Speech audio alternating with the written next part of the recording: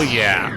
Tomas and I had to wake up early for this bad boy. It's WWE Clash at the Castle 2022, and, I mean, worth it to wake up as early as we did yesterday, Tomas, because it's, in my opinion, best WWE pay-per-view all year. We are in the middle of a wild weekend in wrestling. We have 3 wrestling shows. Clash at the Castle was yesterday in Cardiff, Wales. WWE's first UK pay-per-view since SummerSlam 1992, headlined by the infamous Intercontinental title match between Bret Hart and the British Bulldog. And then today, after this recording, is NXT versus NXT UK Worlds Collide. And we are finishing it off with a 14-match card that is AEW All Out. We will be covering all of that in the couple days to come. But if I got to tell you right now, there is no better time to be a pro wrestling fan than right now. A lot of people are complaining that why is WWE running a show the same night as an AEW review? I don't care. It's more wrestling. Why are we upset about this? Competition leads to better products from both sides all around, and I don't like this tribalism that's come around, like especially on Twitter, where you have like AEW stands and then WWE cucks on Twitter, and I'm like, just enjoy all of them, you know? I saw a sign in the crowd of AEW Dynamite, and I think this guy just needs to be put on a pedestal. It says, just enjoy wrestling. Yep. Just enjoy it, guys. Just enjoy it.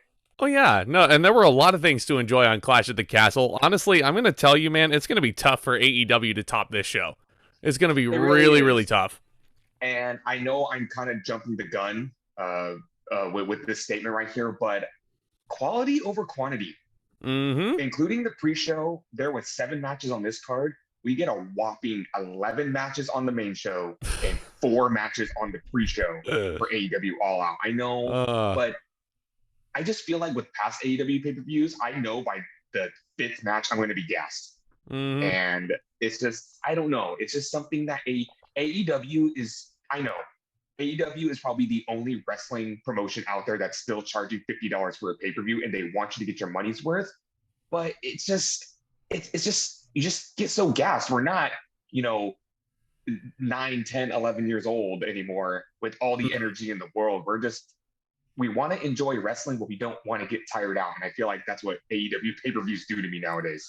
Everybody on this show, it felt like a big deal. It felt very much like a big deal, Clash at the Castle. They had a gigantic castle LED structure hanging over the ring, and I described it almost as if Hogwarts has an underground fight club in their basement.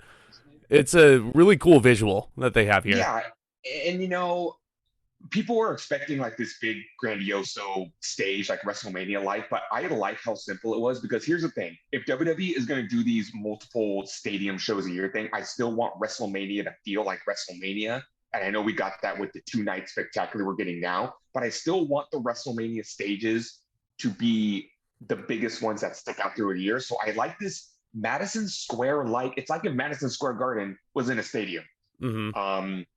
This crowd was jacked. There were 62,000 people, and Triple H is making magic work. The world is healing itself because we got a pre-show match. We did. There was actually a reason to tune into the pre-show, because for the past year or so, you've just been watching pre-show panels and hype packages, and I'm like, I can look that up on YouTube. They've been showing that stuff on Raw and SmackDown. Why should I tune in a whole hour early if they're not going to give me anything? It was a good way to whet your appetite for sure. You get a 6-man tag team match, playa. It's going to be Madcap Moss and the Street Profits going up against Austin Theory, who does have his first name back despite his wishes, just wanting to go by Theory for the rest of his career. But he got his first name back, thankfully. He's teaming up with the Alpha Academy, who's one of my favorite acts in wrestling right now. Thank you! And Triple H's too, because Chad Gable has been heavily featured every single week since Triple H has taken over, and he rightfully deserves so. Otis is no pushover either. I feel like since Otis has gone through this transformation, he's transitioned very well. But back to Austin Theory real quick. I'm very happy he got his first name back, because the name Austin Theory just screams professional wrestler. And, we made the joke on this podcast before, like Theory, that just doesn't make any sense. So I don't know. Vince is a crazy old man, and Triple H is just like, it's okay, old man, go back to bed. I got this. And he's certainly had this on this show tonight. He's the same one. Night. He's the same or one. Yesterday afternoon. Yeah.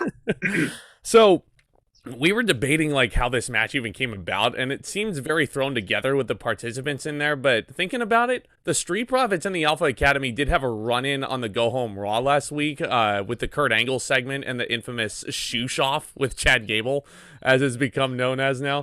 But no, this was a nice little match. I mean, you have some nice athleticism. Montez Ford is, getting the hot tag. Madcap Moss still sucks. I'm sorry to burst everybody's bubble, but he does. I'm a Madcap Moss defender. Let me get the positive out of the way now. I am very impressed that he's a hard worker. He has been thrown every single shitty gimmick under the sun, and he somehow makes, he doesn't make it work, but he like works with what he has very well. My biggest issue is that I don't know, like most of his offense, see what I did there? Offense is just shoulder tackles. Get out of here, you idiot. I feel like Moss could bring a little more to the table than just shoulder blocks. That's all he knows how to do. I want this guy to be more than an Ezekiel Jackson. I want this guy to be more than just, here's this plain, generic, big guy that only knows 3 moves. I feel like he has it in him, but I don't know. Like, I want to like Madcap Moss, but you stripped him down to his very foundation, and I think Vince thought he could get over on his own. Like, I do not want to see Madcap Moss fail, but what can you do at this point? How about change his name for a start? Let's change his name. There's nothing madcap about him anymore. But in any case, he's not mad. He doesn't even wear a cap. He doesn't even tell dad jokes anymore. It doesn't tell dad jokes anymore, which is what a freaking phony. He doesn't even wear a cap. It's a damn shame. Chad Gable hitting German suplexes, of course. Austin Theory with that beautiful roll through drop kick on Dawkins, which I always love seeing out of Theory. But yeah, no, there was a beautiful, beautiful finish, Tomas, with that blockbuster, huh? Really cool finish by the combination of Moss and Street Profits. Again, I feel like, unfortunately, Alpha Academy. Oh, Otis did like this beautiful transition. He like dodged a clothesline and he did this beautiful roll. Like, Otis is a large man and he should not be able to do the things he does in the ring. But I feel like he does not get enough credit. Like I said before, he used to be like this goofy, lovable babyface with a ton of charisma, and he transitioned into this badass heel, and he can wrestle. Like, I don't care what anyone says. Otis can wrestle, and I still think there is a future for Otis. I feel like Otis has what Madcap Moss doesn't, unfortunately. And I feel like Alpha Academy, Austin Theory, and the Street Profits did most of the heavy lifting here. Again, I want to like Madcap Moss, but you can't just do shoulder tackles. Gotta give me a little more. I keep making this joke, but you can't just be a Day of Reckoning create a wrestler with no modifications. It's just like, I feel like he's just, like people have been saying, like, Triple H is giving people second chances, but Triple H can only do so much. Dare I say, swim for a lot of these wrestlers. Dare I say, you cannot be a babyface Luther Reigns and expect to succeed. Just saying. Just saying. And again, I want to like Moss, and I'm a Moss defender, but I don't know. Maybe throw him in there with Gunther. Maybe Gunther can get a good match out of him, because as we'll get on later with the Intercontinental title, I feel like there's a good handful of people on SmackDown that could use the Gunther rub.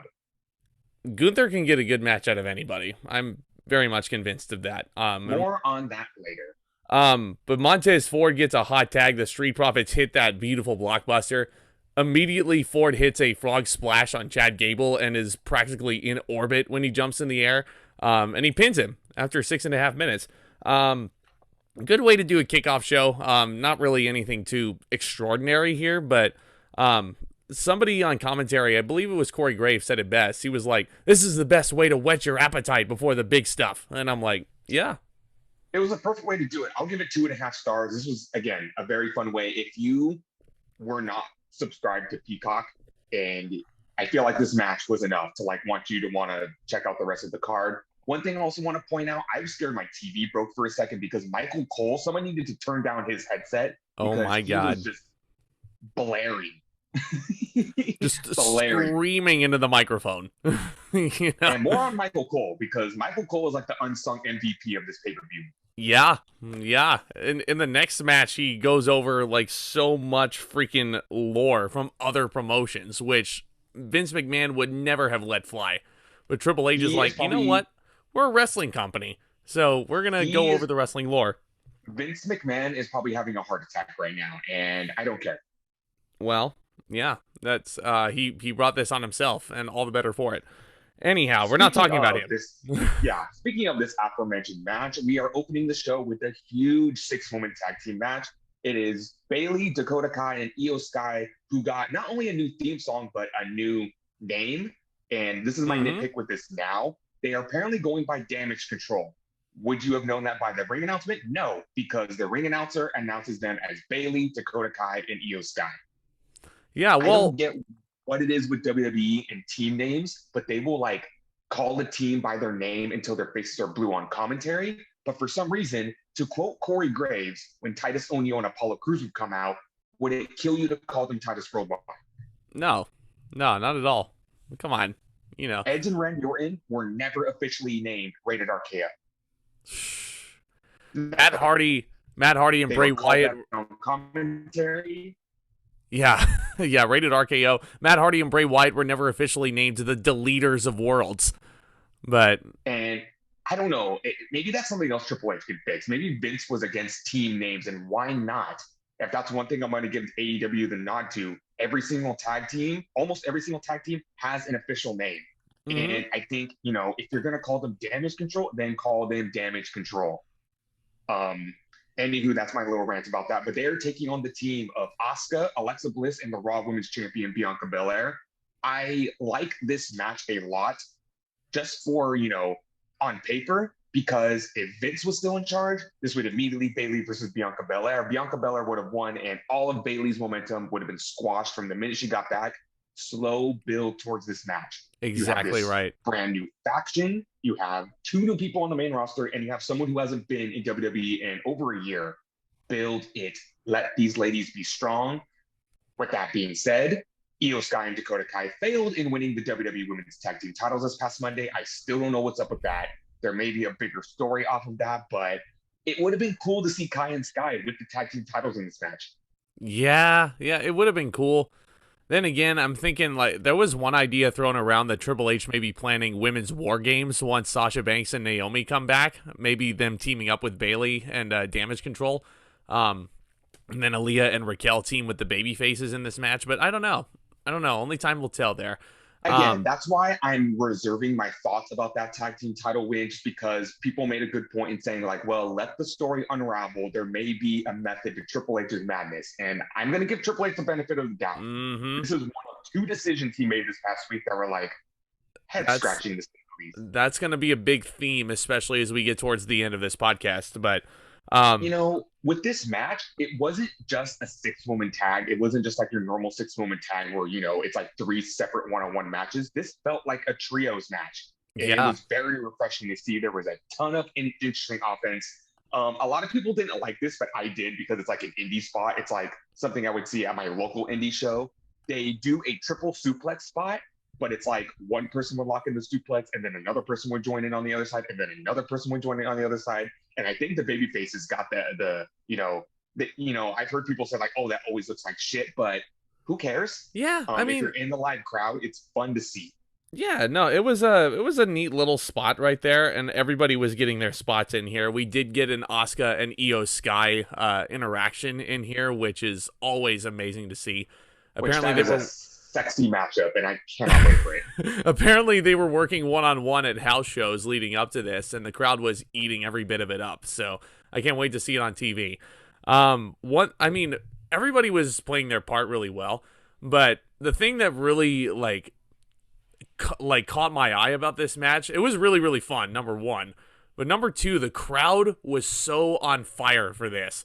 And from the very beginning of the match, this crowd was, singing, chanting, and they were doing the Bayley thing. They were doing the Hey Bayley song, and Bayley was having none of it. Bayley was trying so hard to get this crowd to hate her, but they're like, we have not seen you here in 7 years. Yes, we're going to serenade you. Deal with it. Yeah, and we think you're cute. This crowd is probably all crushing, simping on Bayley, and she's turning every single one of them down. It's so great. She should. Hmm. Another rant I want to get into is that apparently everybody has an issue with Alexa Bliss now. And, you know, to quote one review I was watching yesterday, they said, oh, they took away her edge and made her a baby face. They took away, people were complaining that they took away Lily. Let me say this right now. You guys hated Alexa Bliss when she was Firefly Funhouse. You guys hated it. You shat all over it. You did not give it a chance. So they took it away. Now that they took it away, you're mad? Make up your mind. They're Make fickle. up your fucking mind. That actually really made me mad because I'm really appreciating the work Alexa Bliss is putting in. And now they're telling her that she's nothing without her gimmick. You guys hated the gimmick. I mean, I kind of like, I don't want to say I agree with them, but like she walks out to the ring with a very generic bop of a theme song. I can't believe I'm saying how catchy it is, but I don't know what her gimmick is. Like, what's it supposed to be? Like, what's her character? It's so. Back, she's back. It's like, I mean, I understand they just took away her heel persona, and I don't know. It's just like, again, I'm kind of in the same boat as you when it comes to this, but it's just like, I don't like that Lily is still that giant CGI figure. It just sticks out and it doesn't work. Like, take it away. And I refuse to believe that that doll is selling as much as she says it is. Yeah, But like it's just like, every other woman in this match, their character is absolutely clear. Bianca Belair is the badass athlete. Asuka is the silent assassin. Damage control is self-explanatory. I don't know what Alexa Bliss is supposed to be, unfortunately. But you know, it's just like I feel like this is just the end result of everybody complaining so hard about the Firefly Funhouse Alexa Bliss, complaining so hard about Lily, you know, and then WWE saying like, okay, we hear you, we will revert her back, and now they reverted her back. You know, it's like kind of like Triple H throws his hands in fear. It's like, okay, well, what do you want me to do with her? What do you want me to do with her? She was heel for what, 5-6 years? It ran its course. You know, she did the tag team with Nikki Cross. She tried something new that I very much appreciated with Bray Wyatt. And then, you know, that ran its course and everyone got so upset about it. So it's a little frustrating to watch. And now when The Fiend comes back, everybody's going to be rejoicing that this gimmick is back. And I'm like, well, what was so wrong with Alexa Bliss being as Harley Quinn, you know? What was so wrong with it? No, I appreciate it. Anywho. Not to get, like, you know, too into the deep end here, but, I mean, there was a lot of really great athletic maneuvers in this. Bianca Belair, freakishly strong, holding up Dakota Kai for God knows how long, and then going into a fallaway slam after somebody tried to come in and run interference.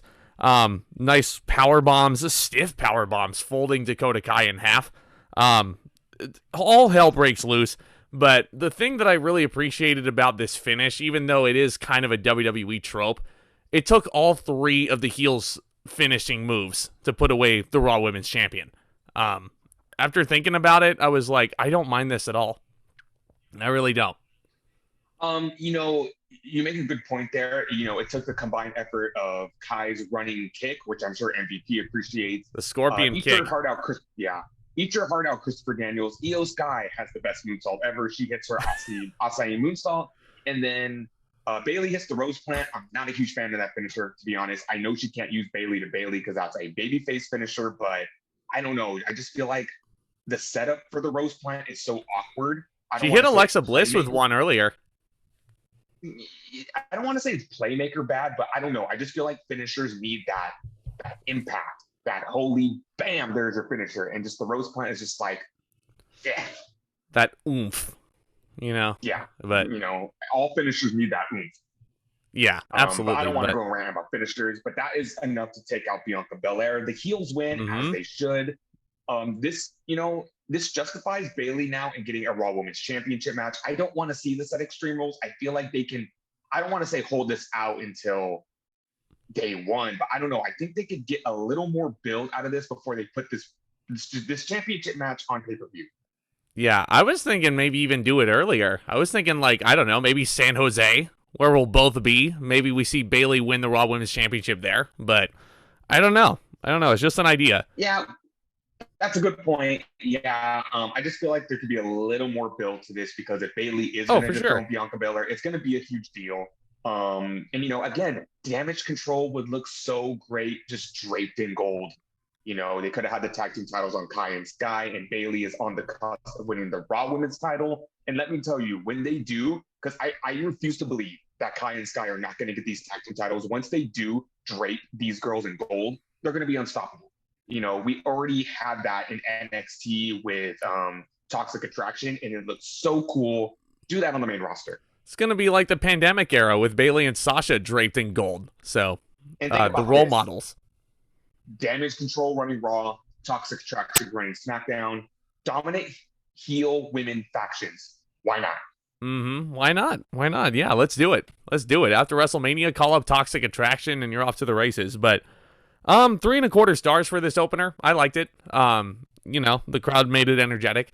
It didn't really light the world on fire like some of these other matches that we'll be talking about, but I enjoyed it. 3.25 stars of, a very unique six-woman tag team match, in my opinion, and the crowd really gave it that extra edge that it needed. Again, God bless this crowd. They were just on fire from start to finish. And again, you can do that with a 6-match card. Again, if you're in the audience for All Out, if you're in the audience for All Out, in our All Out review, let us know. You have to be gassed by match number 6. Oh yeah. Bryan Danielson and Chris Jericho go on second to last, and the crowd is silent for come on. The crowd should be on fire for the American Dragon versus the Lionheart. So, okay. So a couple things to note before we get into this next match. They do air a video package hyping up Cody Rhodes' recovery from his his pec that he tore right off the bone. And I'm not going to sing the song right now because I don't want to, get in trouble.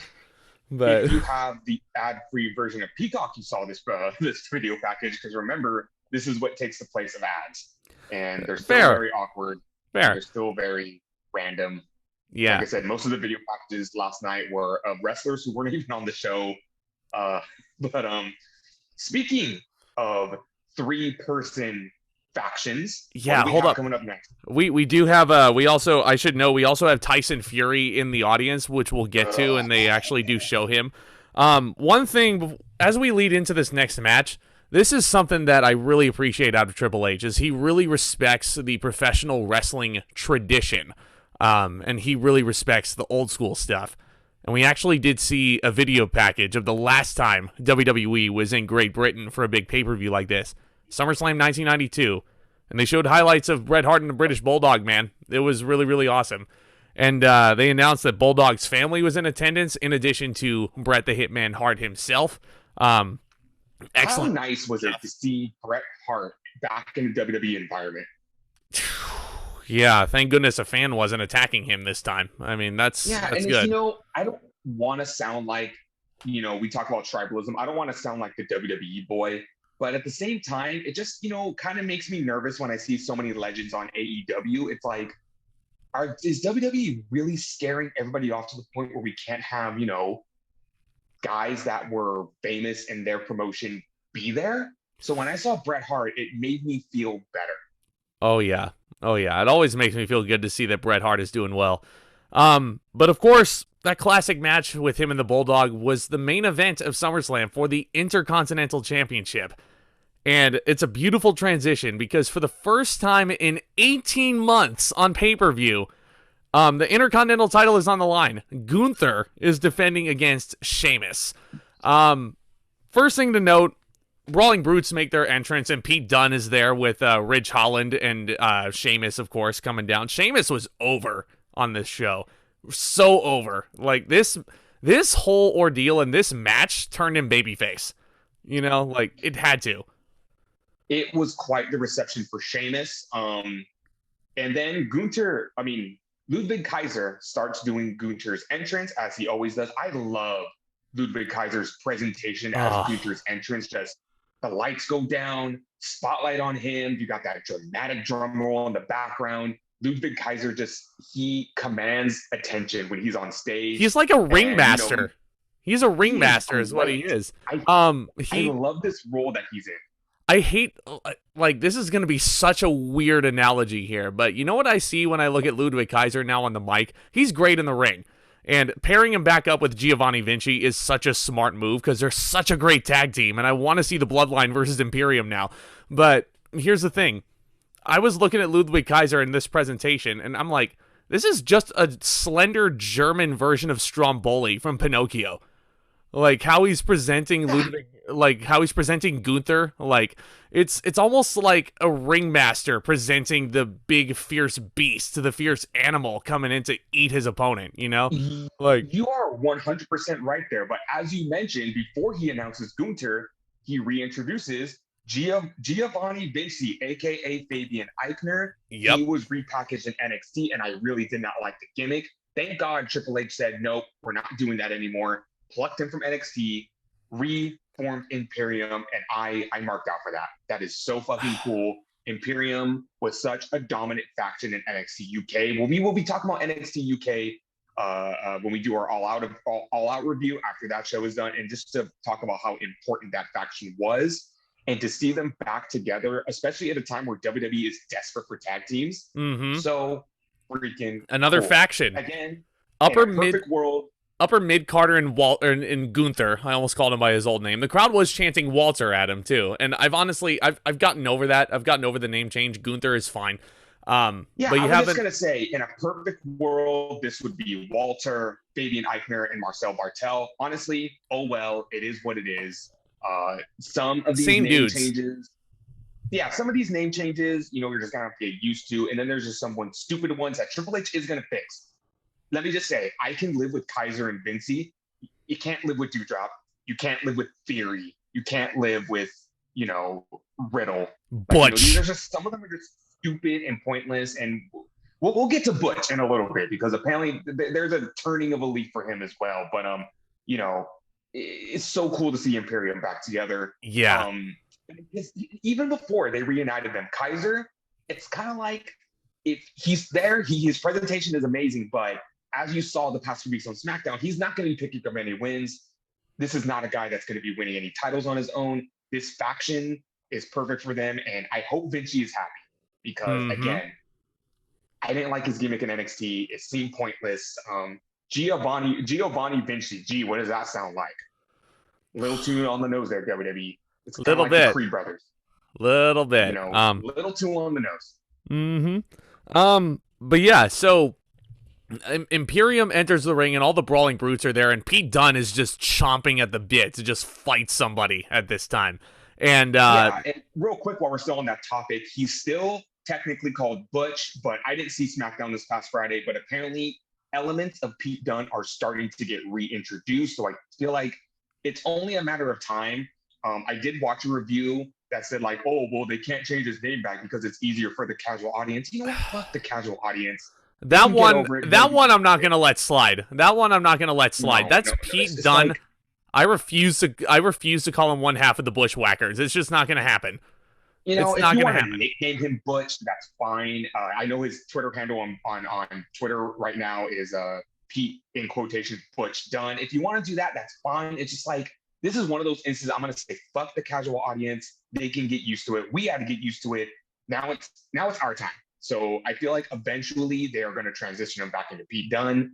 It's not that hard. And again, elements of him are being reintroduced. So casual fans get over it. We have had hardcore fans have had to get over it for years now. Now it's your turn to get over it. Yep. Okay. So the bell rings and the members of Imperium are fighting with Pete Dunne and Ridge Holland all over the place. It's a direct callback to a couple weeks ago on SmackDown. Gunther and Sheamus are just standing there staring at each other as all their goons are fighting each other around them. It's such an awesome visual because they do not take their eyes off of each other at all. The goons all fight to the back, and there's no outside interference from this point on. It is just Gunther and Sheamus one-on-one in a physical masterpiece. This thing, honestly, number one match of the night for me, and I've thought long and hard about this after rewatching it. Honestly, this may be one of the best Intercontinental title matches I've ever seen. I'm dead serious, dude. This was Definitely one of awesome. the best. Yeah, people were saying in the past decade, this is probably the best Intercontinental title match they've ever seen. Oh, I feel like Sheamus has finally found an opponent who's just as stiff as he is. Because, you can make arguments for like Claudio Castagnoli, Bryan Danielson. I've heard Sheamus work such a stiff style in the ring that his opponents are forced to adapt to that stiff style. I'm sure Gunther just stepped in and said, just hit me with your best shot. And these two did not hold back on each other. If you no. like elbows, knee strikes, chops, punches to the face, this is your match. If you like stiff, I love stiff. That was a terrible choice of words. But if you love that hard smash style, and it's too early in the morning. If you love that kind of wrestling, you're going to love this match. Oh, I'm so sorry. These two beat the hell out of each other, man. Sheamus is pale white, as I'm sure everybody's aware. He's the great white Sheamus. Within 5 minutes, his chest is beat red. It's cut all over, and I'm like, this is a freaking brawl, man. And this is, I can't get enough of this thing.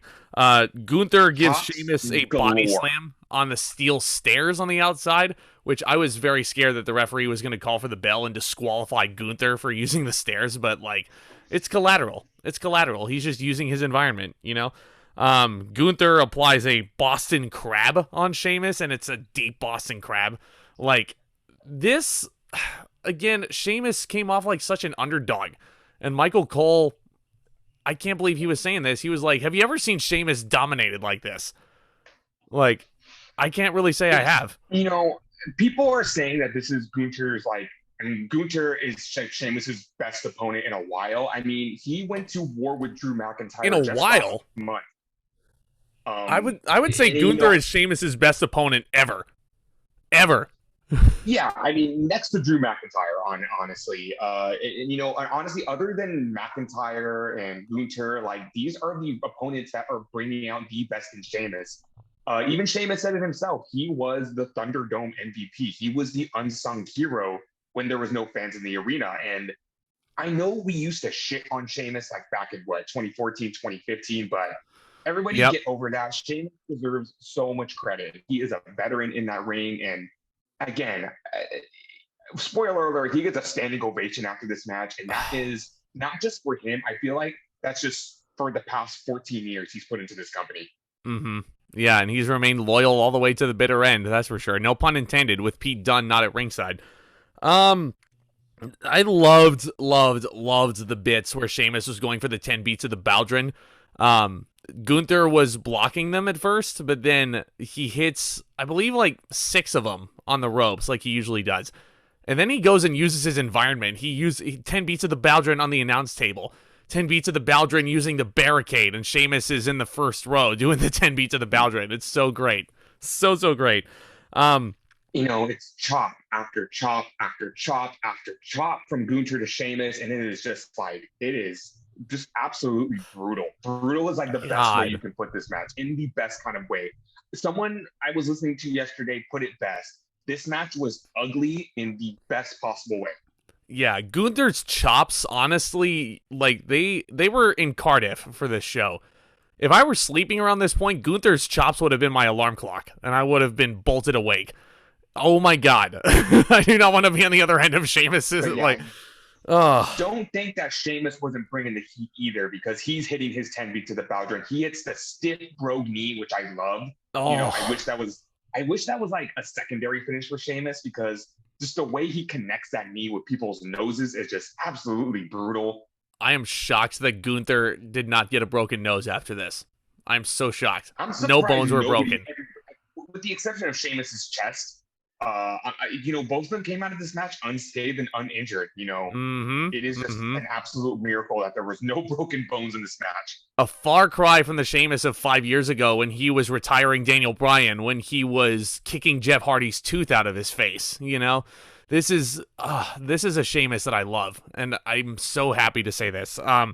It was, Sheamus. So the idea was that Sheamus was selling his lower back, and Gunther was hitting powerbomb after powerbomb on him, and he couldn't put Sheamus away.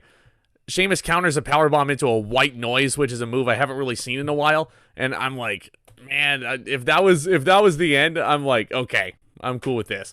But then Gunther hits a Gunther bomb and he kind of botches it, and I think the commentators covered it up beautifully, because when I heard Corey Graves' like explanation of it, it made sense. Because Michael Cole said he didn't get all of the power bomb, and Graves said that Sheamus kind of sat back as much as he could so the impact would go on his tailbone and not the back of his head. And I'm like, I think that's the best way to ever cover up a botch.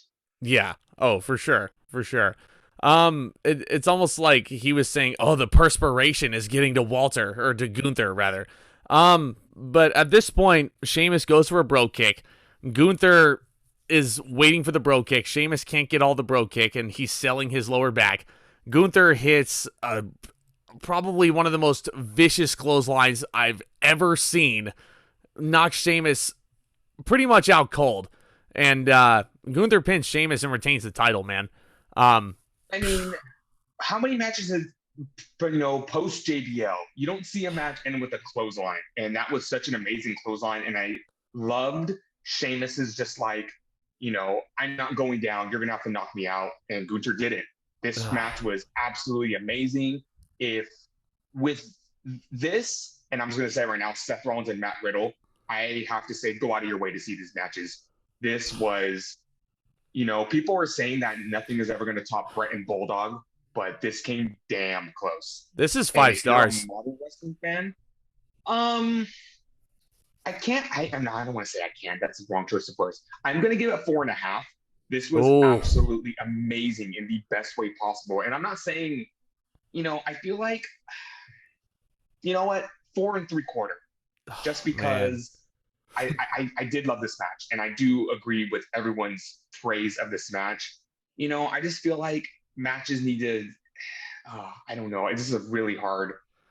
Because I was going to say matches needed to make me feel a special way to get 5 stars. And I'm not saying this match didn't make me feel special. It just, maybe I'm more of a fan of the high spots and like something like Orange Cassidy and Will Ospreay, or as we'll get on later, Matt Riddle and Seth Rollins. Just a little tiny bit more than, stiff matches. But I love this. So you know what? 4 3/4 stars. Yeah. Just shy of a perfect match. This is a match of the year contender for me, for sure. It really did feel like either one of these guys could have walked away with the victory. As opposed to a couple other matches that we'll get to, I felt like were a bit more predictable. But now, okay, how about this? And in perspective, if Sheamus had the selling and the emotion of Ilya Dragunov, this would have been 5 stars. Wow. Okay. All right. Yeah, I think the crowd really helped propel this for me, and how behind Sheamus they were, giving him a standing ovation and everything like that. That was icing on the cake. Brilliant match, in my opinion. It's so good. After the match, is very, like I said, the standing O. If WWE is very lacking in top baby faces right now, give Sheamus a shot. Give Sheamus a shot at the Undisputed title. Why not? Why not? He can't go back to being heel after this, because they're going to show this video package throughout all of SmackDown. You can't boo Sheamus after this. Because you don't often see a performance so well that it turns you babyface. And this was it. We've had heel Sheamus for what? 5-6 years now. It's time. I will say, this cringy, force down your throat babyface. He is a different breed now. He sure is. He's the Great White for sure. And also, I will say he leans up against the barricade with some fans, and somebody puts a replica WWE Championship on one side of his chest. There's another fucking fan who slaps Sheamus right in the chest, or he was just chopped for 20 minutes. And I'm like, what an asshole. This guy cannot catch a break. He can't catch a break. It's kind of like when, your friend, like, if somebody's like goes through something really brutal like that, and then you go up to him and with the best intentions of the world, you pat them on the back, but it's just like, ow. It's like, it's almost the equivalent of say I just come back from a vacation, right? And I get like a humongous sunburn, and then Tomas is in the audience for one of my shows, and he's telling me good job, and he pats me on the back, and I don't tell him that I got sunburned. It's like that, except you just watched Sheamus get chopped in the chest for 20 minutes. Yep. Exactly. But yeah, brilliant match. It was really, really hard for this next match to follow that, honestly. Yes, this next match took me, by surprise in a good way. It's Liv Morgan defending the SmackDown Women's Championship against Shayna Baszler. Mm-hmm. I feel like this was a nice, fresh matchup for both ladies. We're kind of taking a break from the Ronda Rousey stuff. It's cool to see Shayna Baszler back in a championship picture. She won a gauntlet match to get this title match. And I didn't know what I was expecting from this match. I was kind of expecting either a quick finish from Morgan or a straight up squash from Baszler. Mm-hmm. These two actually worked a decent match together. Yeah, first title shot for Shayna since WrestleMania 36, I want to say. I don't think she's had a one-on-one title shot since then, which is... Michael Cole was even saying on commentary, it's been like 900 days since Baszler last challenged for a women's world title. And considering how dominant she was in NXT, this is just more proof that Vince McMahon just decides he doesn't like people. And because he doesn't like you or doesn't understand your gimmick, he won't push you and he will just dump you into the bowels of the beast. And that's what Baszler's had to do. I feel bad for her because she has just been in purgatory hell these past couple of years. Yeah, I mean, I don't know. I've said this before, and I've said this to Tomas, much to his chagrin, but I thought Shayna Baszler's matches in NXT were pretty boring for the most part. Unless she had a good opponent. She's no Sasha Banks. She's no Charlotte Flair. But booked right, she can be fun and dominant. But it's just really hard when you're booked like shit for so long. And then it's hard to get out of that because I understand what they were doing with this match, but Baszler's been booked like shit for so long. It's, spoiler alert, it's hard to see her go down again. Like, from a booking standpoint, why should you ever take Shayna Baszler seriously again when all she does is lose? Yeah, that's what she did in this match, huh? And I was very concerned for Liv Morgan, who is one of my favorites. She actually did come out dressed up like she claimed she was dressed up like Daenerys Targaryen from Game of Thrones, and she took a picture with the Welsh dragon that was in the stadium, and she's like Mother of Dragons, and I'm like, no, you're Sensational Sherry from SummerSlam '92. Come on, you could be either one, but I was very impressed with Morgan's performance in this match. She has been showing videos of her training with Matt Riddle leading up in this match, and it showed. She busted out a plethora of submission holds. If there's one thing Baszler does very well in this match or in her matches in general, she makes everything look so painful. She has some cringe-inducing offense, like the stomping on the fingers, that thing she does where she puts the arm like this on the, absolutely just obliterates your arm. These ladies had a pretty fun submission match, all things considered. Liv was selling the arm really well, too, throughout this whole thing. So anyone who says that Liv Morgan's not a good worker, I don't know what to tell you. I really don't. I think Liv Morgan is proving everybody wrong with this run. Because they were kind of turning on her a few weeks ago. Keep letting her run with it, man. That's what I say. So basically, it gets towards the finish of the match. Shayna was trying to lock in the Kirifuda clutch a couple of times. Liv, I believe, tried to lock in the Kirifuda clutch, which was a great thing to see. And then, out of nowhere, seemingly, Liv hits Shayna with the Oblivion and pins her clean in the middle. Like, no chicanery. I went into the kitchen for like 2 minutes. And then I heard the commentary and I heard the bell ring. And then I just yelled, "What?" Came back into the living room. And then I saw the replay. I'm like, clean in the middle. Was not expecting that. Yep. No ifs, ands, or buts about it. Liv Morgan is still the SmackDown Women's Champion, which I'm very happy for.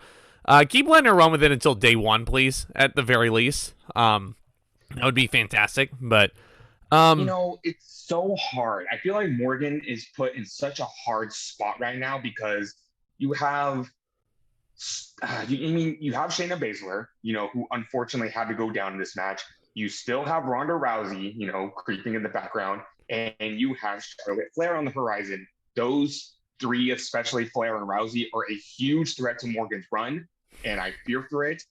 I hope Triple H sees that we've seen enough Charlotte Flair. We want somebody new. Because I feel like it's just Charlotte Flair, take a break for a little bit, back to Charlotte Flair for WrestleMania season, take a break for a little bit, back to Charlotte Flair for SummerSlam, take a break for a little bit. It's just Yeah. like, Charlotte's still gone. She's still gone. Like, it's, like, when was the last time we saw her? Like, Backlash? WrestleMania Backlash back in May. Dude. 4 months. 4 months without Charlotte, We were dude. expecting her back like a month ago. Yeah. I mean, we should expect her back any second now, because I'm assuming her honeymoon is over. And then potential threats like Sasha Banks coming back into the fray. Like, it's going to be rough for Liv Morgan to stay relevant with this title when you have such titans in the women's division. But it's just like WWE, there are women outside of Sasha Banks, Charlotte Flair, Ronda Rousey, The Becky four horse Lynch. women. Like, there are women outside of that 4 or 5 that deserve runs with the title, like Liv Morgan's, like Shayna Baszler's, like Raquel Rodriguez's, Like Bianca Belair.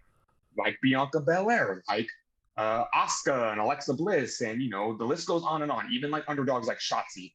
There are so many women that deserve shots. Like, I'm gonna go into this round with AEW too. Like, I love Britt Baker, I love Charlotte Flair, I love all those ladies I just mentioned. But if you're just gonna focus on the same 4 or 5 people, it's gonna get a little stale. To watch after a while. So same thing with the men's division. She is that beacon of hope. Yeah, same thing with the men's division, which again we'll get to. But this was, unfortunately, it was the low point of the show, but it was 2 3/4 stars still. It was still an above average match. I enjoyed it for the most part. I liked the opener better than this match, but it was, for what it was, I think it did its job and did its purpose. Yeah. 2 3/4 stars is a fair rating. This is better than the last few matches we had on pay-per-view. This is definitely better than our last the SummerSlam match with Ronda Rousey. This was better than Rousey and Natalya. This is probably the best SmackDown women's match since the aforementioned WrestleMania Backlash with Rousey and Flair. So again, let's run with Morgan for a while. What's the worst that can happen? I know Triple H understands this more than Vince, but you will not die if Charlotte Flair is not champion. No. For a year. Not at all. You will not die. I promise. The company won't go out of business. You won't spontaneously combust. Spontaneously combust. Wait, why would they explode? Why would they explode is my question. If Charlotte had to have... Yeah, it's a good question. But up next. Ooh. What do we have up next? Oh boy, man, we have an interesting one for you here. It's going to be the team of Edge and Rey Mysterio, holla holla playa. They're going up against the Judgment Day, Finn Balor and Damian Priest. Of course, with their leader, Rhea Ripley, at ringside. And anybody who doesn't tell me Rhea Ripley is not the leader of the Judgment Day, I don't know what to tell you.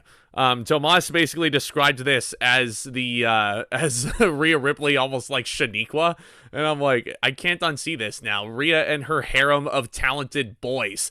I would hate for her to take a clothesline and then get some unexplained swelling of the chest area. Would you stop? Would you stop? But would you stop it, Saxton? Shut up, Saxton.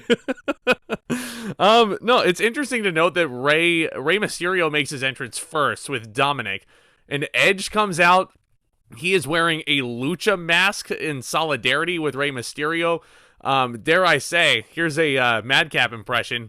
What do you call Edge with this mask on, Tomas? What? The Edgecutioner. That was bad. That was so it's a black and red mask, and it looks just like the Executioner. So what do you want me to do? And joking aside, the crowd was so alive for the Rated R Superstar. They sing his theme song, just like we sing Judas for Chris Jericho here in the United States. They were singing Edge's theme at the top of their lungs. Now I want every arena to sing Edge's theme song whenever he's there. Every single time. Yeah, I was going to say, that was the first time I've ever heard the crowd singing Edge's theme song. And let's address these rumors now. Apparently, a couple weeks ago on Raw, Edge said that he would like to retire for real next year in Toronto. Mm-hmm. So if this is the farewell Edge tour, you can tell that Edge is soaking it in. He's gonna enjoy this every single night until next year. Well, he said in his first promo the night after the Royal Rumble when he returned, he's like, I'm gonna enjoy every bit of this because I don't know how long it's gonna last, and all the better for it. Never take it for granted. And for somebody who has been dealt possibly the worst hand ever since returning, he returned in 2020. 2 months later, he couldn't wrestle in front of fans.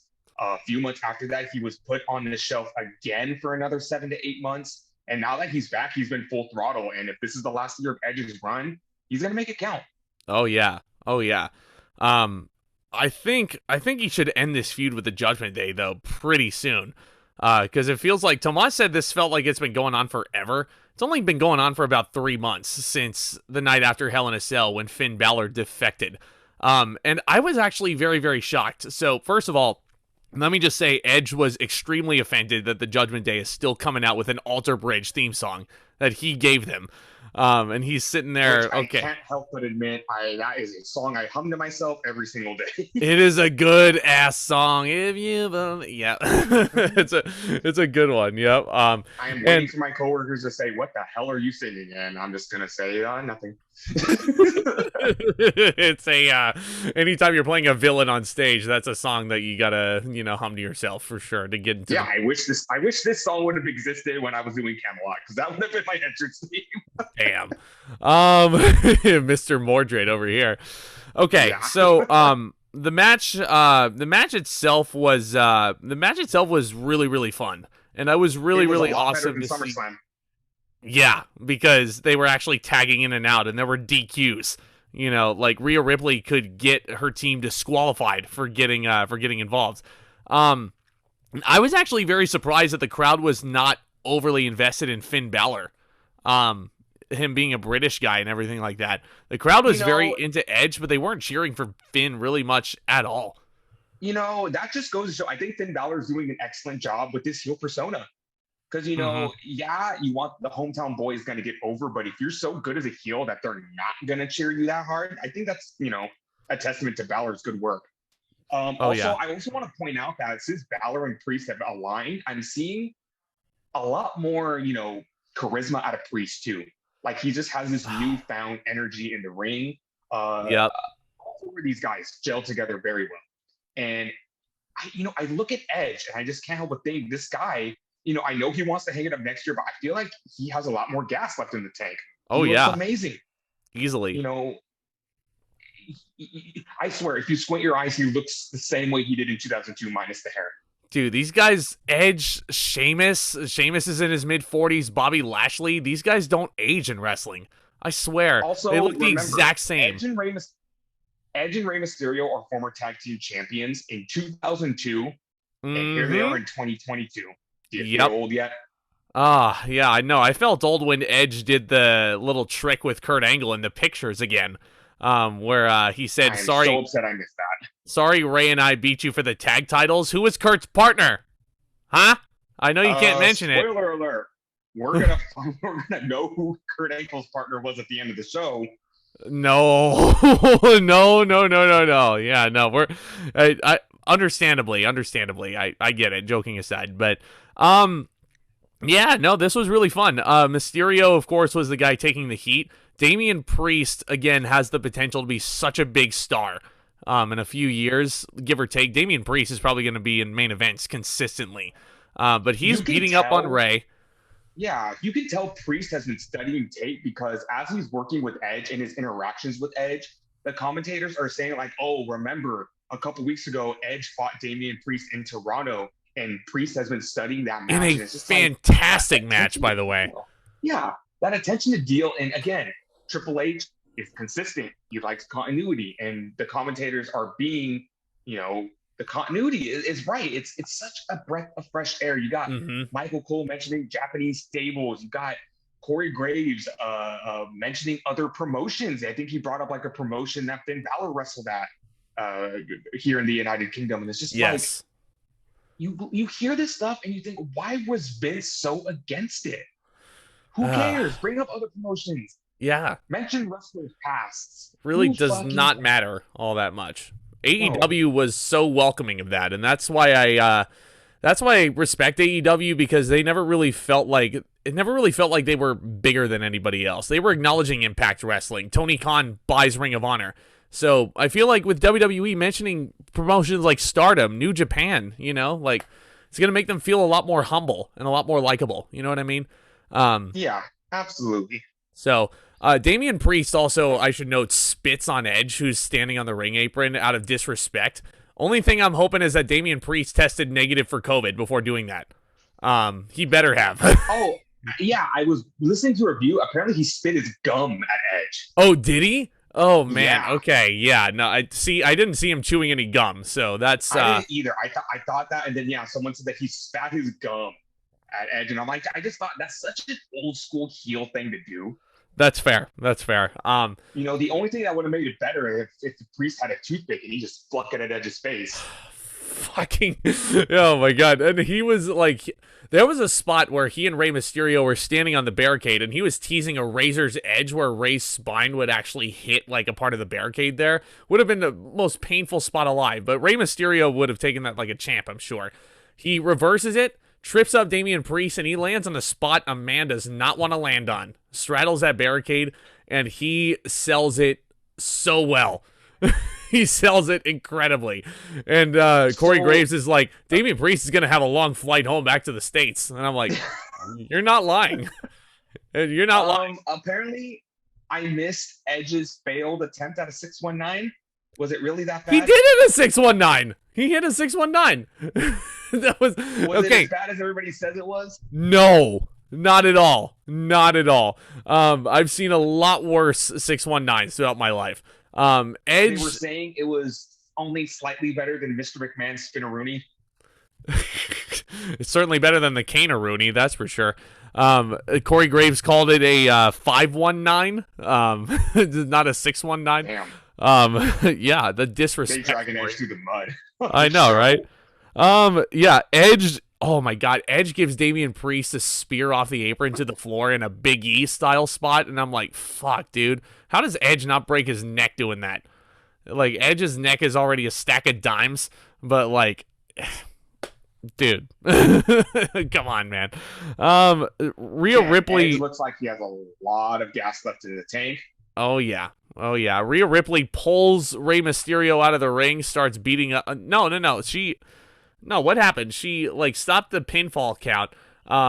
Dominic. It was either Dominic got involved and then Rhea Ripley pulls him out of the ring. Got involved. Yeah, Dominic got involved a couple of times. Also, the running stories with this is that Dominic is a little jealous that that Rey chose Edge over Dominic to be his partner, and it's like, yep. You could look at it as Rey was like, well, Dom, we tried it once and we didn't get the job done, And funny enough, Rhea Ripley dominating Dominic, and Dominic keeps getting the shit beat out of him by the Judgment Day. All the while Edge and Mysterio are reminiscing about the good times and teaming up again. Dominic's living the dream out here. He is. He's living the dream. He is. He's every week. I didn't know that was what you were gonna talk about. No, I was gonna be literal and be like, oh, he's taking after his father Eddie Guerrero quite well, and he's got a mullet now. So I would say, yeah, he was rocking his dad's mullet, but the number one thing I've seen online these past few weeks is Dom's out here living the dream. with Rhea Ripley, Rey Mysterio hits a plancha as Rhea Ripley goes for like a fallaway slam. Rhea Ripley took a nasty bump into the barricade too when Rey did that. Finn Balor and Edge have a nice little finishing sequence. He goes for the coup de grace. Mysterio hits a 619 into a spear from Edge, who pins Finn Balor very clean in the middle of the ring. The baby faces win, but the big story is after the match. Tomas, what happened? After the match, people have been alluding to this for weeks, but I was kind of convinced it wasn't going to happen. And Dominic comes in the ring and, he's trying to celebrate with them. Edge kind of pats Dom on the shoulder, and then Dominic just kicks Edge below the waist, and Edge's face said it all. Right in the balls, man. I gasped in horror, and I'm not going to lie, that broke my heart. Oh, You've been watching little Dominic since 2005 when he was just that little boy involved in Eddie and Ray's, big feud that culminated at SummerSlam. And to see him grow up and him team with his father for the past couple of years, and then just to absolutely betray them. It was just, shoot me in the heart, why don't you? Edge was so heartbroken too after the kick happened, and the look on his face, like, you could see why he did all those TV shows and everything like that, because he was brilliant in that moment. Dominic was really great in this turn too. And Rey Mysterio is begging Dominic to stop. Like, you know, it's over. You did it. You got it out. You got your frustrations out. It's okay. Dominic again taking after his father, Eddie Guerrero, and clotheslines the shit out of Rey Mysterio. Just like when Eddie and Rey lost the tag titles back in 2005. It's pretty much a mirror image of that Eddie heel turn before that iconic feud. It's scary. Yeah, I was a little skeptical about this heel turn, but when Dom took his shirt off and then he was just walking up the ramp, his swagger kind of just went up a ton. And the only thing I could think was send Dom. He had a very Hook-like swagger to him. Yeah, I'm very stoic. To see what Dominic can do now that he's kind of going to be on his own. Mm-hmm. Like, you know, kayfabe-wise, like backstage, I'm sure his dad's always going to be there for him and they're going to guide him as much as possible. But it's kind of like I said months ago. It's like it's kind of start, you know, let go of daddy's hand. Yeah, Dominic was swimming out there with the floaties on, and now he's going to start taking them off a little bit, piece by piece. I wish the best for him. I don't want him to fail.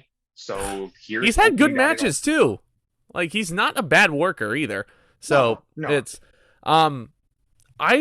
this match was very, very fun. I'm gonna go 3.5, maybe even 3 3/4, if not for the heel turn. I think really added a lot to this story, and I freaking loved the Judgment Day's reaction to all this, even though they just lost. Finn Balor's look of glee on his face was the stuff of GIF legend.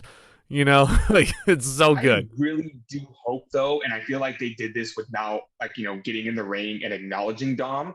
I really hope this is just Dominic turning heel. I don't really want to see him join the Judgment Day. No, he doesn't need to. If he does, you know, he's probably going to start wearing gothic makeup and, like, trying to be something that he's not. And it's just like, we don't need that. Like, they've modified Judgment Day so much that I like the current, you know, iteration it's at right now.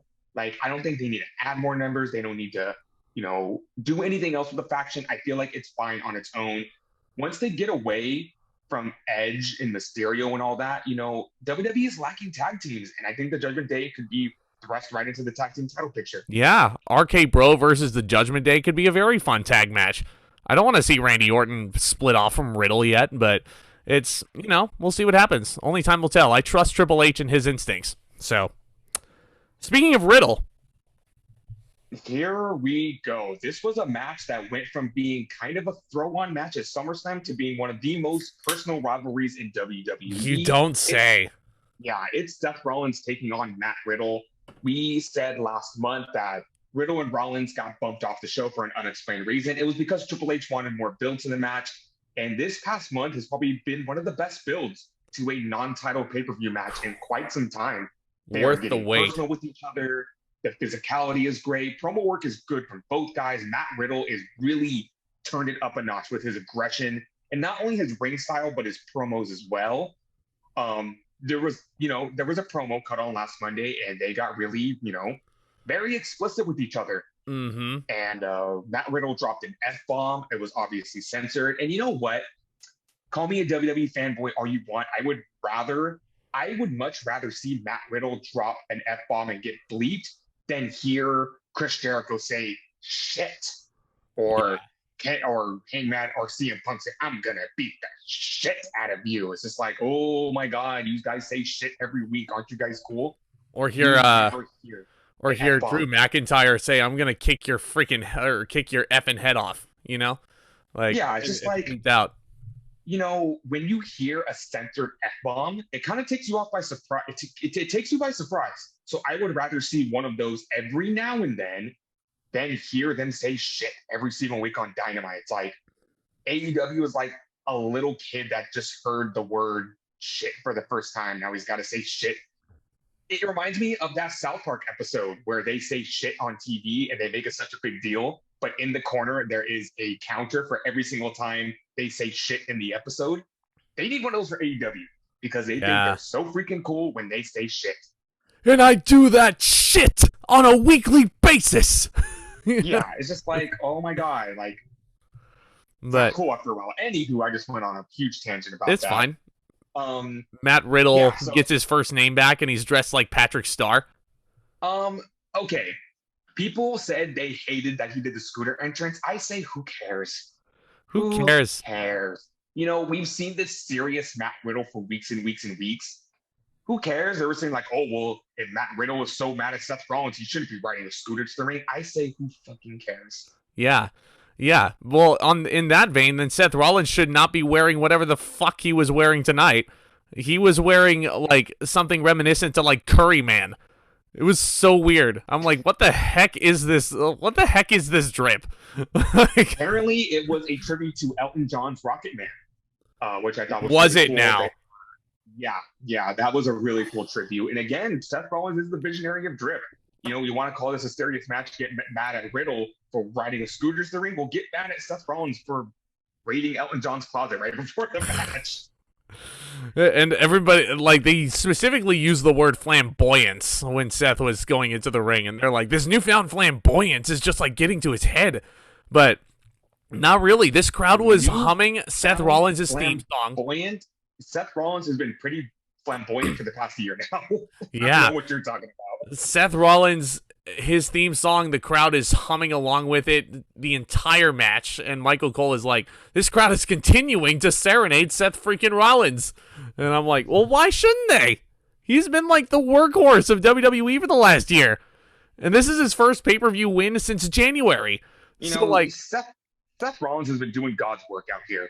He is just the cornerstone of this company. And this was another one. This match was absolutely fantastic. it was so good. So good. Worth the wait, huh? Absolutely. Like from the start. And my favorite part about this match is there was such a variety of moves. You got a Falcon Arrow in there. You got a superplex that's usually countered into a Falcon Arrow. It gets countered into a Fisherman's Buster. Rollins hits the Barricade Bomb on the outside, and that is the first time Michael Cole has ever called it the Barricade Bomb. Folds Matt Riddle in half. Absolutely love that. There are, again, this is just another noticeable thing I've seen since Triple H has taken over. Riddle's step-up knee is called the Final Flash. They never called it that, and then in this match, they called it the Final Flash. And I'm like, thank you. When moves have names, I appreciate them getting called by their names. Yeah, like every single move you can think of in both of these guys' arsenals, I feel got pulled out in this match. Well, on that note, Seth hits Riddle with a neutralizer, a gotch neutralizer, and they called it a bro Derek. And I'm like, if he turned Matt Riddle around in a tombstone position, then it's a bro Derek. But yeah, that was the only thing. That was the one little hiccup. And I thought like Graves was gonna correct Cole, but no, Graves went along with it, saying it was a bro Derek. And that's why I'm gonna not say, oh, they did your favorite trope, because they didn't. They did the wrong move. But it was cool to see a neutralizer. It's the first time since Claudio's been out of WWE that this move has been used. But like you said, Fisherman Busters, Gotch neutralizers, Final Flashes, Rollins hits the Falcon Arrow, the bro to sleep from Riddle. And I like that Michael Cole went out of his way to say it not once, but twice. The bro to sleep. Yeah. Fuck you, CM Punk, for using your move. Matt Riddle is greater than CM Punk, just saying. But we also have Seth Rollins mocking Randy Orton in this match. He hits a draping DDT on Riddle, and then he's leading the serenading in the Seth Rollins style, and then he starts getting voices in his head. He's pounding the mat. He's gonna hit Riddle with an RKO, but it's countered. It's a really, really amazing sequence. Riddle, there's a point where Rollins is getting in his head, and he's talking a lot of trash, and he basically drops the wife and kids line. Before we get to that, though, Rollins goes for the Phoenix Splash. And let me ask you something. Has Rollins ever successfully connected the Phoenix Splash? I feel like he hasn't. I'm sure he has. It's almost like Kurt Angle like hitting the moonsault. I'm sure he hit it at some point, but it's such a beautiful transition every time he doesn't hit it, because somehow Rollins is able to do that Phoenix Splash and then land on his feet and then immediately roll out of it. Cat-like reflexes. Cat-like reflexes is what they are. Yeah, I feel like at one point Riddle did hit the floating bro on the outside of the ring. He does lock on the bro mission at one point. This match is just absolutely Rollins hits the pedigree. Like he did. He did. Move in these guys' arsenal you saw in this match. Oh, their next match, I feel like, could top this. That's the amazing thing. I really, really enjoyed it, but getting to the finish, Riddle is really, really, really pissed off that Seth Rollins is bringing his divorced wife and kids into the picture. He goes for a chair, doesn't want to get himself disqualified. He rolls back into the ring, and Seth hits him with a curb stomp. And then Seth, that's not enough. So he goes to the second rope, hits Riddle with another curb stomp, an avalanche curb stomp, and basically Seth Rollins wins the match. But the story here is that Matt Riddle basically beat himself, and his emotions got to him. It's a fantastic story. It's a great way to lead to another match. I got a little nervous near the end of this match because if Vince would have booked this match, this would have ended in a DQ. Riddle would have hit Rollins with the chair, and it would have been all of that for absolutely nothing. I like that this match had a proper finish, and there is going to be a continuation. You know, we have Extreme Rules coming up next month. Yep. You know, and I think we're actually going to get some stipulations this time. It's not just going to be so. your standard pay-per-view with an Extreme Rules match at the end of the show. Triple H, take advantage of this. I want every single match next month to be a stipulation. Like, my idea was bring the fight pit to the main roster and have Riddle and Rollins fight in that. But heck, who knows? Who knows what's going to happen? That is definitely an idea. I feel like I like that idea more as a blow-off because I feel like there is going to be a third match in this trilogy. So we'll see what they do with Extreme Rules. And I feel like, I think a fight pit's an excellent idea, but I like that more as a blow-off. Yeah, no, that's fair. That's fair. Tables match at Extreme Rules maybe, but we'll see. We'll see. We don't have a TLC pay-per-view. Yeah, a lot of people are going to disagree, but I'm matching this right up there with Gunther and Sheamus, 4 3/4 stars. Ooh. I feel like people gave this match, like, really? Someone had the gall to say this was just a match. I'm like, are you freaking kidding me? No. This was not just a match. This was excellent. This was personal. It was athletic. These two brought out the best in each other. I think it's a match made in heaven. I'm so glad that these two have put their beef to the side just so we could get some of this magic. I'm going to go 4.5. I really, really liked this. But, I mean, I feel like other matches down the line, once they do get into the fight pit or something like that, if they have a street fight at Extreme Rules, like, it'll be even better, and it'll be even, like, more brutal and personal. Oh, yeah. If this is the first match, they can only get better, and it's going to be amazing. Oh, yeah. This was my match of the night. I love this. Wow. Okay. Oh, yeah. No, there's a few contenders for match of the night here. I personally liked Gunther versus Sheamus a little bit more. I think it's all going to come down to a matter of, like, what do you like in your wrestling, you know? Exactly. This was a matter of preference because both matches were excellent. And when I say this is my match of the night, it's just like, you know, a couple of hairs above Gunther and Sheamus. Yeah. Oh, it's an instant classic, that's for sure. But yeah, here we are, man. Main event of Clash at the Castle. It's a hyped big match. It's the biggest match WWE could have done with the roster they have. My boy Drew McIntyre is challenging in a big stadium show the Tribal Chief, Roman Reigns, for the undisputed WWE Universal Championship. So, where do we even begin? This build, tailor-made for Drew McIntyre to go over. Like, every single promo, every single piece of hype surrounding this, there was no way Drew was going to lose. And Paul Heyman, like, was hit with an F5 at SummerSlam, so you don't have him. He took the Usos out on SmackDown. Because Jimmy can't leave the country. That's why they're not on the show. Yeah. Kayfabe-wise, Drew McIntyre took them out. He took out Sami Zayn, so Roman Reigns is by himself. All alone. You know, this is the best build McIntyre has had since WrestleMania 2020, which he unfortunately had that moment taken away from him weeks before the show. And like you said, the promos were excellent. The interactions were excellent. Everything about this build was damn near perfect. So they've been teasing that Drew McIntyre was going to come out to Broken Dreams, and he did as a theme song, which I thought was really cool. I wasn't expecting that, honestly. I like that song a lot, but I didn't freak out about it. I thought it was cool. I thought it was a nice touch, but I don't know. I don't think I love that song as much as everybody else does. It's so good, though. It's so Jim Johnston. Like, it's I feel like a lot of those lyrics really fit Drew McIntyre nowadays, as opposed to when he actually had it. Because I've seen him. It was a nice throwback. Yeah, no, it was really cool. It was really cool, and they actually did have like the yellow and black like etched drawings in that little video package, in that little vignette. It shows Drew McIntyre's early days of him growing up. Shows him winning the Intercontinental Championship and fading into current day Drew McIntyre. And then he comes out with a sword. This fucking crowd loved them some Drew McIntyre. They were singing a song to him. They were serenading him. Roman Reigns was walking into enemy territory, to say the very least. There was a "if Roman wins, we riot" sign, like right against the hard cam. Roman was so flustered by this whole setup here. The environment. I think the environment really threw him off. Yeah, and honestly, I feel like the environment, it reminded me a lot of Rock versus Hogan at WrestleMania 18. This crowd was so on fire.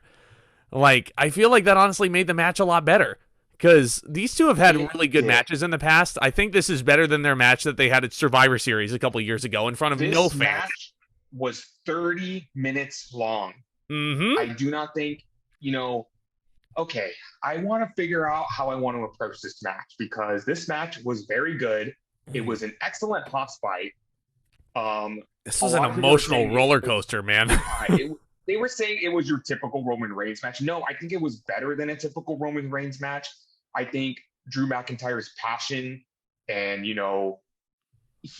McIntyre brought out a lot in this match, and I really enjoyed. There was a lot of good spots. There was good suplexes, good strikes. It was near towards the end where things really started to pick up for this match, because I feel like the first, I don't want to say half, but the first quarter was your basic match. Fun story for everybody. So here on the West Coast, first quarter of the match at 10 a.m. Sorry to cut you off, but like the first quarter of the match was basically them taking in the environment. And Drew is basically like flaunting the fact that this crowd is like still behind him. He's like pointing at himself, and then he's like pointing at the crowd as they're singing. He's having fun with them. And this environment was perfect for him. So I unfortunately had to go to work right when this match started. And my plan was to watch this match on my breaks, but I was like, I'm going to get this spoiled for me. So as I was driving, don't worry, everybody, I was not watching the match while driving. I was listening to the match while I was driving. And once I got to work, I was watching the match while I was walking towards my job. But as I got into my job, I looked around, I saw my coworkers, I'm like, they won't care. I pulled out my phone, I set it up on a stand, and I turned the volume down, and I was watching the match while I was working. Not fully like 100% undivided attention, but I was just like, I need to know what happens in this match because I don't want to get spoiled for me. So I've never done that before, but and I do have a coworker that is a wrestling fan. So I just tapped her shoulder and I go, hey, look. And she goes, oh my God, who's Roman Reigns fighting? Drew McIntyre, man. That's who it is. Exactly. So the best way I can describe this match was an emotional roller coaster.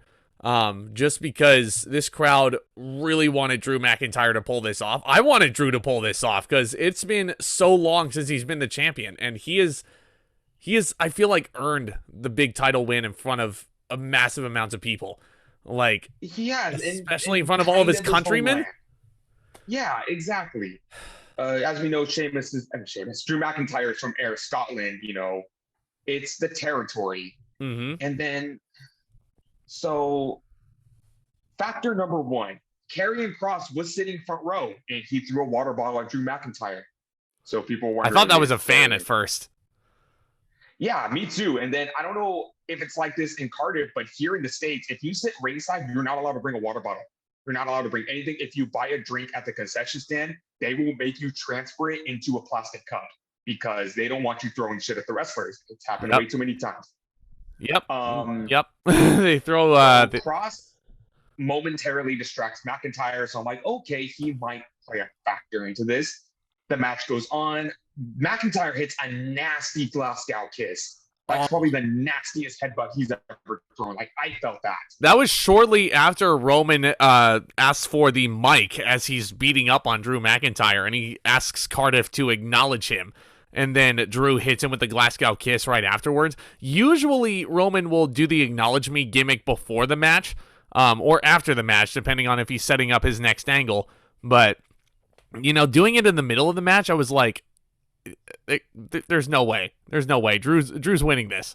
I mean, he wouldn't be doing this in the middle of the match if Drew wasn't winning, you know? Like, yeah, McIntyre kicks out of a spear. There was multiple. I like how he kicked out of like 3 spears. Yeah, there was multiple tears for the Claymore, but they were protecting the Claymore a lot in this match. Reigns locks on the guillotine. He's got that shit cinched in. Reigns' expressions don't get enough credit because when McIntyre is powering out of the guillotine, the look on Reigns' face is just like, what? What? Also, there's a lot of things that Reigns doesn't get credit for. Like, he is dominating over McIntyre, and he does this thing. He hasn't done it in a while, but where he'll start talking to himself. And he is just like, I swear, Reigns gets, like, possessed because he'll start talking to himself. He'll start saying stuff that doesn't make sense. He's screaming at McIntyre, saying that this is his world. Just excellent. The storytelling from Reigns was like on another level. In this He's match. Screaming at Charles Robinson, the official. He hits McIntyre with a second spear. Drew kicks out. Yeah, he's yelling at Robinson, and he's saying, "We've been over this before." And I'm just like, "What the fuck are you?" What have we been over? What have we been over? Are you talking? What is this? Scott Armstrong in 2013 telling Bryan Danielson, "They got us, man." What the fuck are you talking about? What are you talking about? Drew hits Roman in the back of the head with a Claymore, and the ref takes a bump, and I'm like, oh, God, what's happening now? And I saw, like, the first few people in the first few rows, they were like, oh, no, there's a ref bump. Now what? Now what? So the second factor in this match is Austin Theory. Theory's music hits. I start freaking out. We're like, oh, shit, it's happening. He's going to cash in. And here's another factor number 3 that I kind of didn't like. Theory goes to cash in the briefcase, and then Tyson Fury, for absolutely no fucking reason, knocks Theory the fuck out. And Where was security? Why? Where was security? But Fury had absolutely no reason to knock out Theory. Now, he wanted to see a clean finish. Would have ran to ringside, and if Theory would have ran to ringside and like shoved Fury by accident or like got in Theory's face, and yes, absolutely knock his ass out. But Theory didn't do a goddamn thing to. The Theory did not do anything to Nick Fury. I mean, Nick Fury, what the fuck is the Avengers? Tyson Fury. Oh my God, I'm so jumbled up right now. I knew I was going to say that at one point. Nick Fury. Here's you put an eye patch on Tyson. Put an eye patch on him, and he's sitting ringside. He's assembling Reigns and McIntyre now. he's gonna get Riddle. Fucking hell. But here's. Jesus Christ, the next time whooping his ass.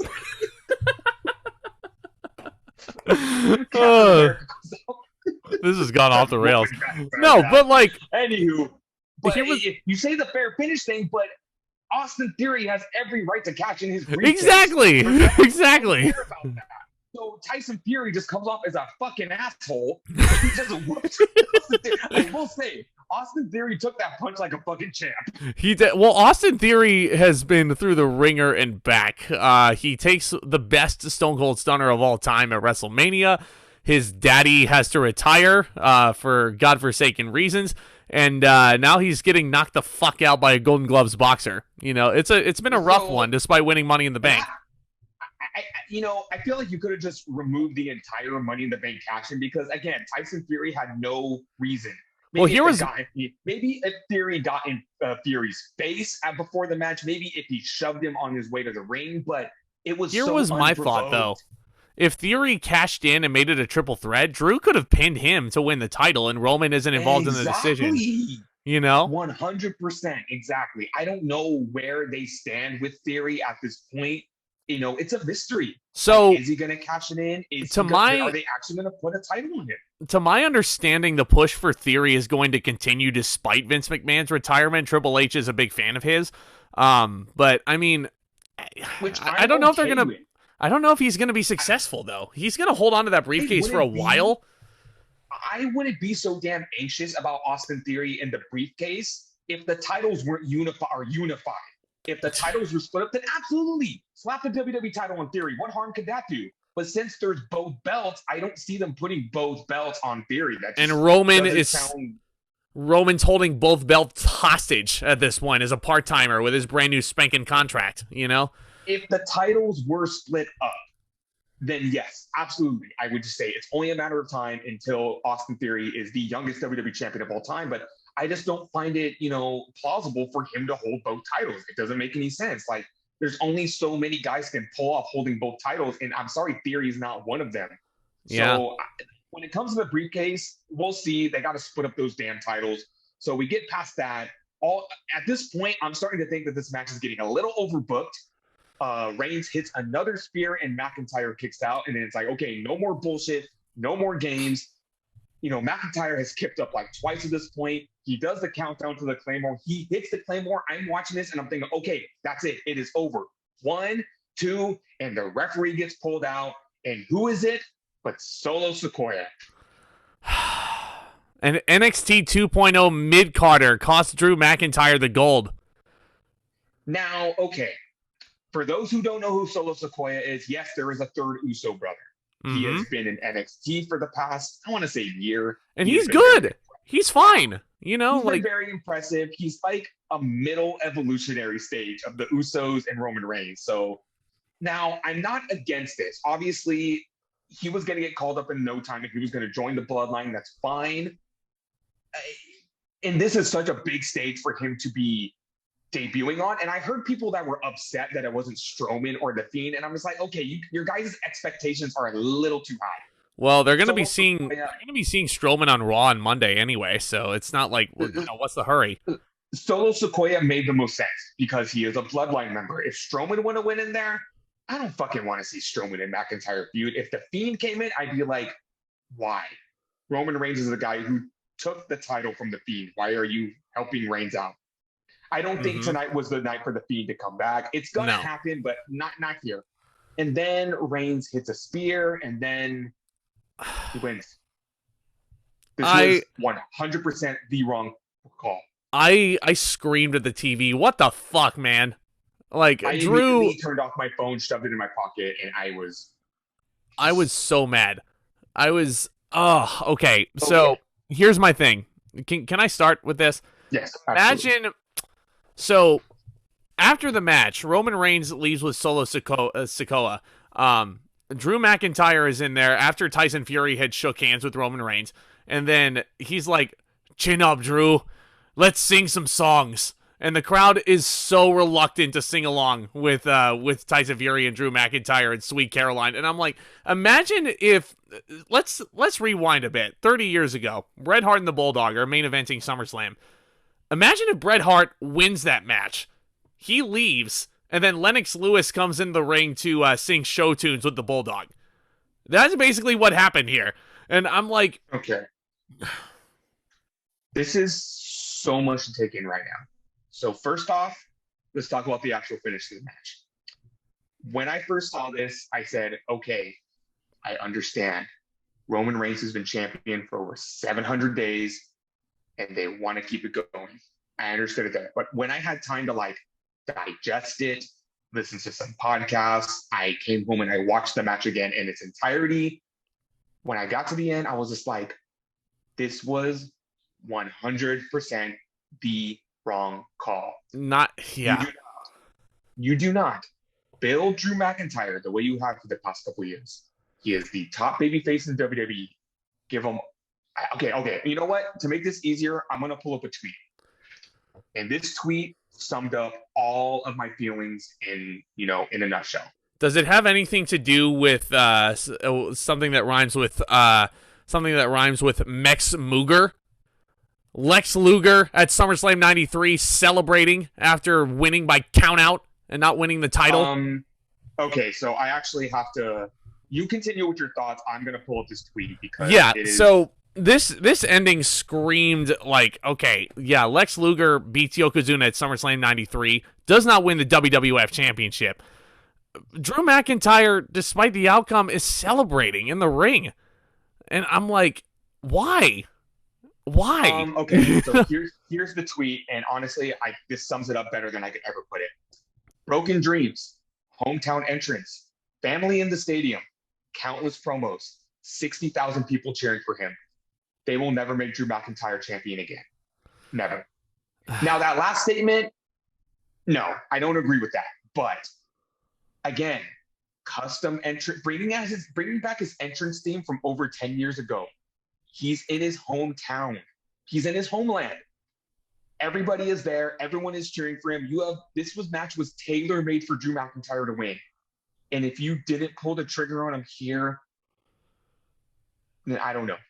I don't understand this. I don't understand this decision. Listen, I'm gonna see where this goes before I complain too much, because again, this isn't Vince McMahon booking this show.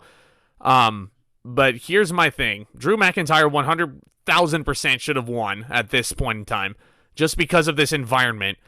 Why not have a shakeup? If Roman Reigns is gonna be part-time, like, you gotta have somebody like holding both titles and defending them. You know, and so Raw doesn't have a world champion. Exactly. So I've heard a couple of, no pun intended, theories about this, about McIntyre not winning. They're saying, number one, Cody Rhodes. I get it. That is the fairy tale ending for Cody Rhodes to win this title, like he said last year. But I am willing to sacrifice that, honestly. I feel like this was Drew McIntyre's time, and if Cody Rhodes is going to win the title, it doesn't have to be from Roman Reigns. No. It doesn't. No. Point number two, The Rock. The Rock is rumored to fight Roman Reigns next year at WrestleMania. It is, and not Michael confirmed. Cole actually started planting a mini seed when Roman hit a Uranagi during the match, and Michael Cole adamantly screamed rock bottom. There's no confirmation on this because apparently they have not come to any deal with The Rock yet. But everyone is kind of echoing this opinion. If this match does happen, it does not need the title. No, not at all. I love The Rock, but I'm like, you do not need to be wrestling for the championship right now. No. So if you mean to tell me you are going to fuck Drew McIntyre over in his homeland just to hold off for The Rock and Reigns, then I'm sorry, that's not fair. Again, Cody Rhodes does not need to win the title from Roman Reigns. It's just like, this kind of confirms me that Reigns is going to walk into WrestleMania as the champion, because if you didn't drop it to McIntyre here, I don't want to hear any oops, Triple H, and I'm just going to no, it's too late. You can't get this back. Well, Roman can still lose the championship before WrestleMania. Preferably, I would want to see Cody Rhodes win the Royal Rumble, but I mean, what if he's ready before the Royal Rumble? I'm thinking ahead. Okay, what pay-per-views are there coming up? Extreme Rules, I don't think Roman Reigns is wrestling. I think Drew McIntyre is going to settle his score with Karrion Kross. Maybe they do a rematch with him and Roman at either the Blood Money show or at Survivor Series. Who knows, really? But it's very uncertain because there have been the rumors of the brand split that have been squashed. But now there's also the issue of splitting these fucking titles up. Because, again, good Mike Work put it best. WWE just insisted on unifying these titles at WrestleMania. And that's when they just booked themselves into a corner. Because I'm going to say this right now, regardless of brand split, I don't like title unifications. I don't. Yeah. It just paints you into a corner. You got USA's mad that there's not a world champion on Raw. And you've really just booked yourself into position where right now there is no kayfabe reason to split up these titles. You're going to have to really go, against the grain. You really have to go off the wall. People are saying, a triple threat match like they did at WrestleMania with the Intercontinental the European titles. You're really going to have to go off the wall because there is no kayfabe reason. There is not and a professional wrestler is in their point of view, there's not a single wrestler that's going to walk up to Roman Reigns and say, I want to challenge you, but only for that title. Right. They're going to want both of those belts. Yeah, they're going to. Because wrestlers are selfish. God damn it. They are selfish, God, man, I want to give this match 4.25. This match, I'll tell you what. I would have gone 5 stars for this match if they changed one little thing. Drew McIntyre going over.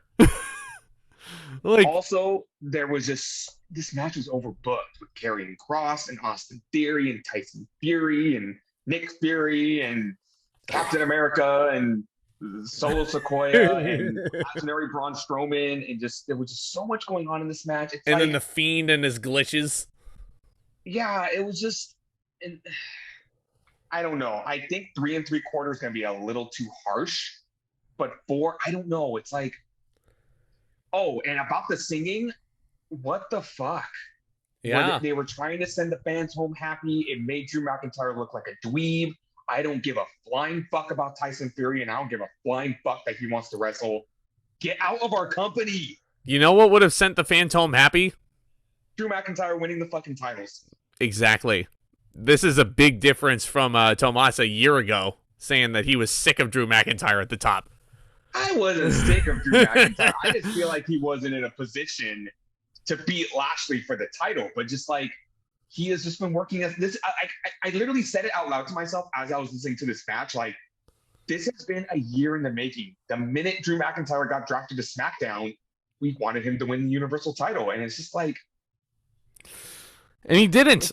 He didn't. It's sad. If you put the title on a guy like McIntyre here, then it's sad. Whether it's waiting for Cody Rhodes to come back, like maybe Cody beats Roman at WrestleMania, but like, no, Roman versus The Rock has to be the WrestleMania match, though, doesn't it? So someone will have to beat Roman before WrestleMania, before he goes up against The Rock. But or the titles are going to be on the line, and that's going to make me mad because, you know, you go back in time and like, I didn't want Brock Lesnar and Roman Reigns to be the titles this year. I did not want Goldberg and Brock Lesnar to be for the Universal title. Like, there are big marquee matches that don't need a fucking title. I will tell you this. Triple H is...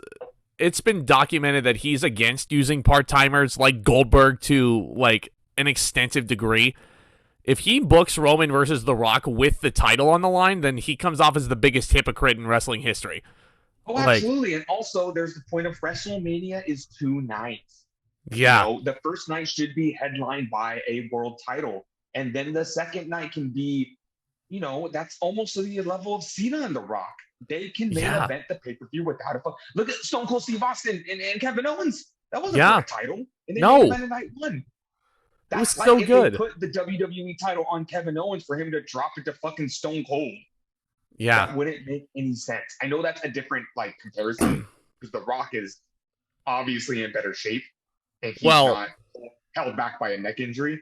Listen, The Rock is my favorite wrestler of all time, and I cannot fucking wait to see him at WrestleMania do his thing that he loved doing for so long. But it doesn't need a title. It really doesn't. No. I just want to see The Rock duke it out with his cousin, and that's the end of it. I don't want a title. That's as if the match is going to happen because there's no confirmation that he, you know, got The Rock. So it's going to happen. It's going to happen. I have every faith. But yeah, it's just this was just such a fucking weird ending to a great show, and I think everyone's feeling that way. Like, everything was fine, and they said up until that ending, and they said the Reigns and McIntyre match was good. Just the ending really was overbooked and unnecessary, and just I'm gonna go a 9 out of 10 for Clash at the Castle. Regardless, this is the best WWE show we've gotten all year long. The first full Triple H vision creative, because the SummerSlam card was one that his father-in-law had put together. Clash at the Castle was his full vision, and I think he did a marvelous job with it. Despite a bizarre ending, nobody's perfect. We're all human beings, right? We can all make mistakes. And Triple H, you're not gonna agree with everything Triple H does, but I'd rather disagree with like 2% of the stuff Triple H does than pull my hair out every single week over the decisions Vince is making. Yeah.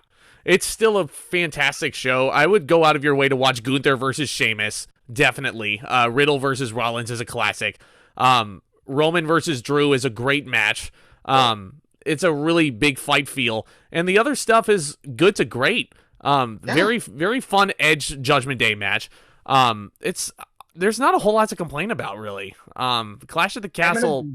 Very good. I'm going to go 8.5. I would have said 9 if McIntyre won the title, but it's just, unfortunately, a bad taste to leave off on. Dude, with a 5-star match and 2 matches that were above 4 stars for me, I couldn't go below a 9. I couldn't. Yeah, but this show was still excellent. I definitely say check this out. This could be the best WWE pay-per-view all year. But yeah, like, we'll see where it goes from here because I'm very curious. Very curious to see And again, with the draft being put off until after WrestleMania, it's like, now what do you do? I do want to know, now what do you do? You know, there's, you know, speculation of Strowman being on Raw tomorrow night. Who's going to show up on SmackDown? I feel like with a post-Clash build, you know, we're going to see some returns, obviously. We're going to see Strowman tomorrow night. With Worlds Collide and some titles being unified, you know, there could be potential for NXT call-ups.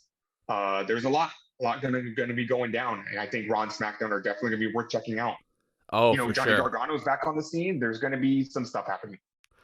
So happy for Johnny Gargano. I forgot to mention, he was a part of Theory's horrible year, and I don't even think we talked about that. Johnny Gargano is back on Monday Night Raw. Came back in a huge surprise. And Theory, his frat boy son comes out to interrupt his promo, and it's a great first feud for him. I hope Johnny wins the briefcase, honestly. But yeah, if you guys are new, subscribe, hit that notification bell as well. We'll be talking about All Out for sure. Our next retro review is Backlash 04. That should be a fun one. But guys, stay tuned for the next one. It's been a lot of fun. Go rewatch Clash of the Castle if you haven't already. And take care, guys.